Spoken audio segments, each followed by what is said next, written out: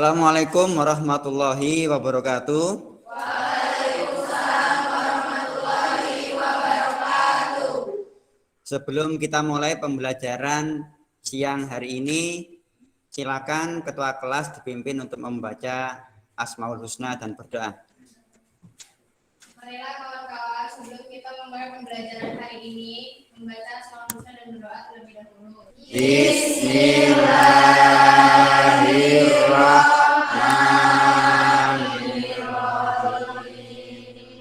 Ya Allah, ya Rahman, ya Rasidu, ya Sabur, Sadaqallahul Azim. Seluruhnya siap, berdoa mulai. Berdoa selesai.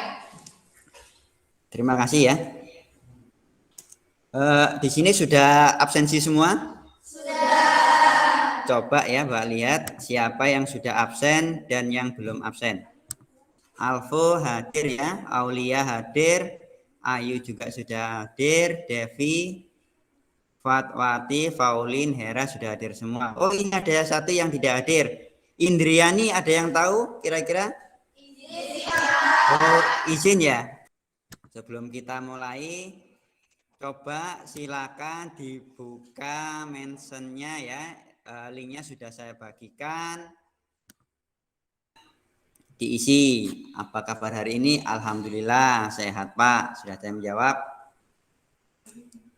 Alhamdulillah sehat Pak. Sehat semua ya. Ya, alhamdulillah baik Pak. Baik Pak. Ya. Alhamdulillah.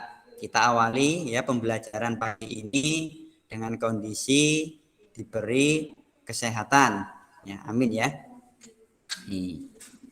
Peta konsepnya untuk pertemuan pertama ini yaitu penyajian data. Nanti akan kita pelajari yaitu tabel distribusi frekuensi dan grafiknya. Ini untuk pertemuan pertama. Kemudian tujuan pembelajaran kita apa sih untuk pertemuan pada siang hari ini, yaitu menentukan langkah-langkah membuat tabel distribusi frekuensi data berkelompok. Ini tujuan yang pertama. Kemudian manfaatnya apa?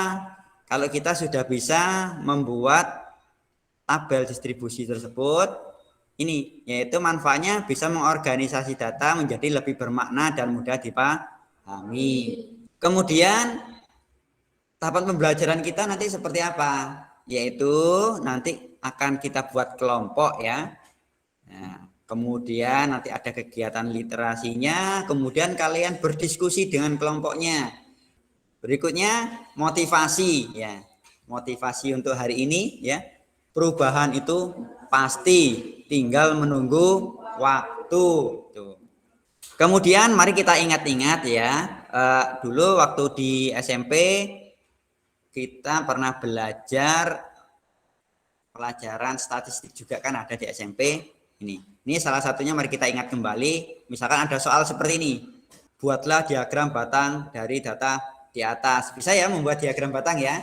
Ya, nanti saya pengen tahu seperti apa diagramnya. Kemudian keuntungan terbesar. Ya. Keuntungan terbesar itu apa sih? Keuntungan paling banyak dalam 1 tahun tersebut ya. Nih. Keuntungan terendah itu apa? Ya, keuntungan yang diperoleh ya paling kecil. Tuh. Ada istilah jangkauan dari data di atas. Itu cara mencarinya bagaimana? Oh iya, keuntungan terbesar dikurangi keuntungan terendah atau terkecil, atau data terbesar dikurangi data terkecil. Jadi seperti itu ya. Ini materi. Sudah, sekarang kita masuk ke kegiatan inti. Kegiatan inti kita coba kita amati bersama-sama ya. Di sini. Di sini ada kepala bagian pemasaran pabrik Nissin ya, ingin membuat laporan data pesanan. Di sini ada datanya, tapi di sini satuannya dalam juta rupiah dari 50 pelanggan dengan data sebagai berikut. Nih, jadi ada 50 pelanggan ya. Kemudian ini membuat laporan dari data pesanan. Misalkan pelanggan yang pertama ya, itu pesan 60 juta ya. Kemudian ada yang pesan 58 juta sehingga ada data tersebut. Setelah kalian amati, datanya ada berapa jumlah datanya? Ada 50, berarti itu N-nya 50. Paham ya? Kira-kira kalau diamati sekilas, data yang paling kecil berapa? 37 ya. Kemudian yang paling besar 85. Oh, ya. Setelah kita amati, silakan.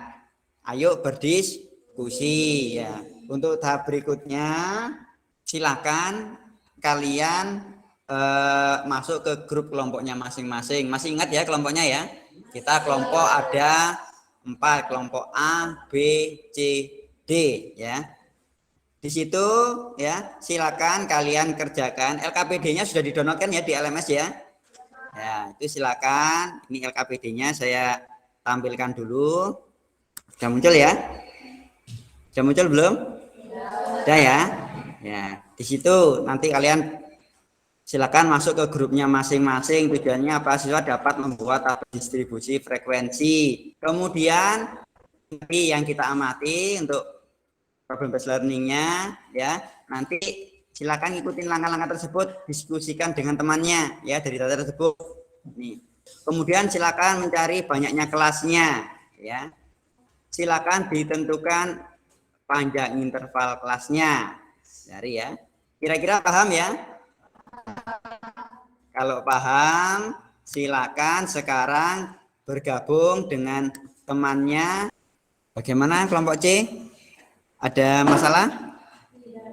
Tidak ada ya. Itu silakan dikerjakan LKPD-nya. Untuk bahan ajarnya bisa di-download ya di modul LMS-nya. Silakan dipelajari langkah-langkahnya dalam penggunaan tabel distribusi frekuensi datar per kelompok. Silakan dilanjutkan untuk berdiskusi ya.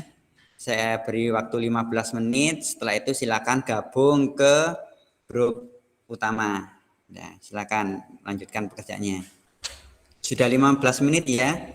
Ya, sekarang ya kita kembali ke Zoom utama ya, ke ruang Zoom utama, ke Gmeet utama.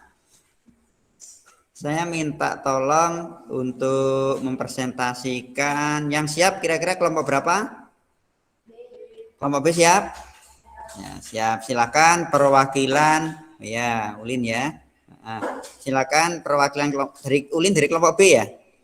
Ya, silakan perwakilan kelompok B itu untuk menjelaskan hasil diskusinya. Silakan Ulin.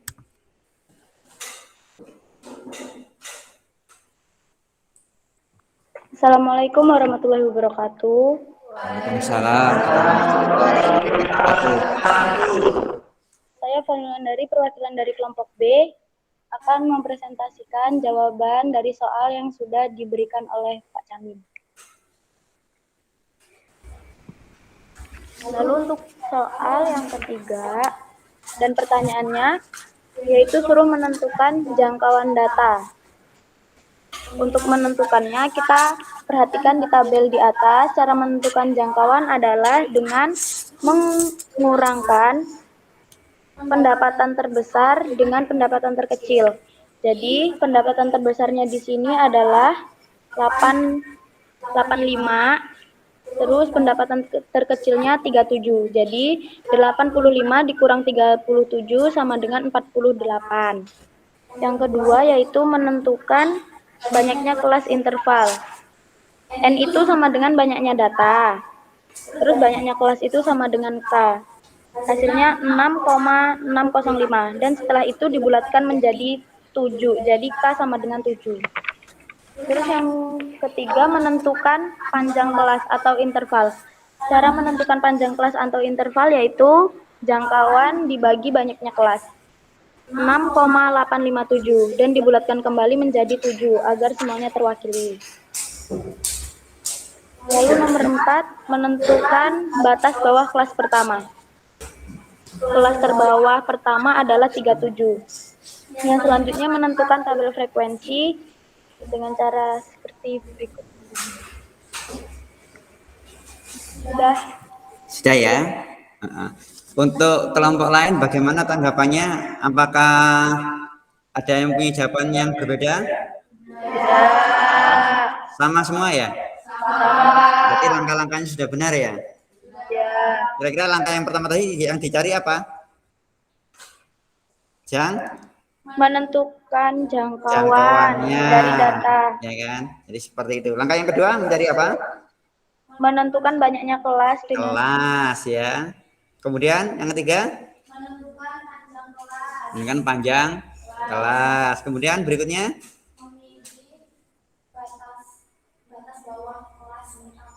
Batas kelas yang pertama. Ya, terima kasih. Silakan beri aplaus kepada perwakilan kelompok B. Saya izin share screen lagi. Setelah kita berdiskusi kelompok, tadi sudah bagus sekali ya, kelompok B sudah mengerjakan sangat tepat sekali ya. Tadi langkah yang pertama tadi itu kita mencari jangkauannya ya kan. Jangkauannya tadi dari data tersebut yaitu kita cari data maksimalnya dikurangi data minimalnya. Tadi maksimal sudah dicari dari kelompok B yaitu 87 dikurangi 37 sehingga hasilnya menjadi 48. Enggak ada kesulitan ya untuk mencari jangkauan ya. Nah, kuncinya cuma satu, harus teliti dari banyak data tersebut ya. Mana yang paling besar, mana yang paling kecil. Kadang kita kesalahannya di sini karena kurang teliti. Ternyata masih ada angka yang lebih kecil atau angka yang lebih besar. Panjang intervalnya 37 sampai 43 ada 7. 37, 38, 39 hingga 43 itu ada 7 datum seperti itu. Yang nilainya 37 sampai 43 ada berapa? Ada 3 angka. Jadi seperti itu. Kemudian panjangnya kelas ada berapa? 1, 2, 3, 4, 5, 6, 7, ada 7 kelasnya. Jadi seperti itu. Setiap kelasnya ini ada banyaknya frekuensinya. Yang 44 sampai 50 ada 5, yang datum mulai 51 sampai 57 ada 5. Yang paling besar yaitu kelas yang mana ini? Yang dengan interval 65 sampai 71 itu paling banyak ada 13. Paham ya? Tuh. Kira-kira ada yang mau ditanyakan tidak? Ya, sudah cukup ya, sudah mengerti semua. Kemudian mari kita simpulkan. Jadi, ya kesimpulannya tadi, untuk membuat tabel distribusi data berkelompok dapat dilakukan dengan langkah-langkah berikut. Tadi sudah dijawab oleh kelompok B, yaitu langkahnya yang pertama apa? Yaitu kita menentukan jangkauan dari data tersebut ya, jangkauannya. Kemudian langkah yang kedua kita cari apa? Banyaknya kelas. Dengan rumusnya ini tadi K sama dengan 1 tambah 3,3 kali log N. Dengan N itu adalah banyaknya data. Kemudian langkah yang ketiga apa? Menentukan panjang kelas, yaitu panjang kelas sama dengan jangkauan. Ini tadi jangkauan dibagi dengan banyaknya kelas, atau I sama dengan J per K. Kemudian langkah yang keempat yaitu baru memilih batas bawah kelas pertama, baru kita substitusikan dari batas bawahnya, kita tambahkan sepanjang intervalnya, kemudian kita ulangi lagi hingga sebanyak 7 kelas tadi yang sudah kita cari. Nih. Bagaimana pembelajaran kita hari ini? Alhamdulillah ya, mudah dipahami ya. Meskipun kita menggunakan pembelajaran secara online ya, kita tetap semangat ya. Kemudian untuk pertemuan berikutnya silakan dibuka lagi di LMS-nya pada asinkronusnya ya, itu dipelajari materi tentang histogram dan poligon frekuensi dan kurva O'Keeffe. Ini untuk pertemuan berikutnya. Sudah ada lagi yang mau ditanyakan? Kalau tidak, silakan ya kita akhiri pembelajaran siang hari ini dengan doa. Silakan ketua kelas untuk memimpin berdoa. Setelah selesainya pembelajaran hari ini, berdoa mulai.